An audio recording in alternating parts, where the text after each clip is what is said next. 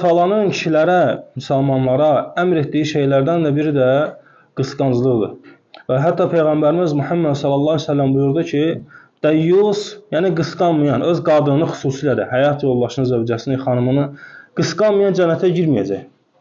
Və bugün təəssüf olsun ki, nə qədər şeylər görünür ki, artıq qısqanclığın bəzi insanlarda demək olar qalmadığını göstərir. Hətta hərdən bir qövmün içində olan günahlar, bir qövmün içində çoxalan günahlar ola bilsin ki, oradakı müsəlmanlara da təsir göstərsin. Və dəyyusluq, yəni kişinin öz qadını qısqanmaması, kişinin ola bilsin ki, əməllərini puç eləsin, yəni heç eləsin. Çünki nə qədər əməllər var ki, kiçik bir xəta ilə ola bilsin ki, silinsin və getsin. Və bəli, insan xəta eləyəndir. İnsan naqisdir, insan günahkardır.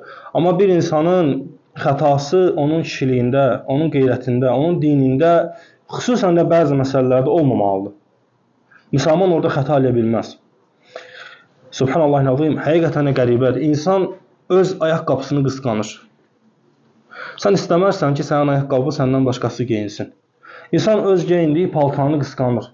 Öz paltarını kiməsə vermirsən ki, kimsə sənin paltarını geyinsin. Versən də onu yaxından tanıdığın birinə verərsən, ya o paltarsız olmalıdır yazığın gələr, ürəyindən kəsə verəsən. Yəni pulun yoxdur ona təzə paltar almağa, ona görə verəsən. Amma belə tanımadığın heç öz paltarını vermərsən ki, geyinsinlər. İnsan öz əşyalarını qısqanır. Amma bugünkü gündə ümmətin kişiləri öz qadınlarını qısqanmır.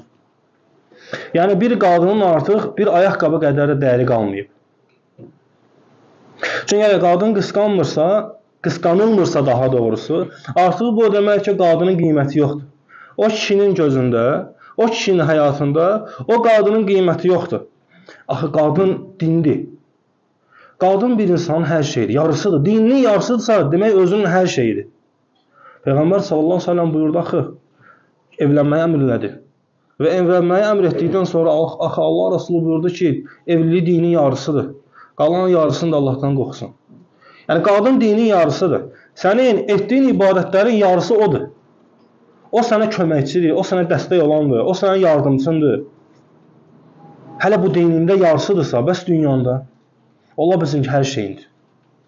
Ola bilsin ki, o Allah Taalanın sənə bəxş etmiş olduğu ən böyük nemətlərdən biridir. Və fərzlə sən də onu qısqanmırsan.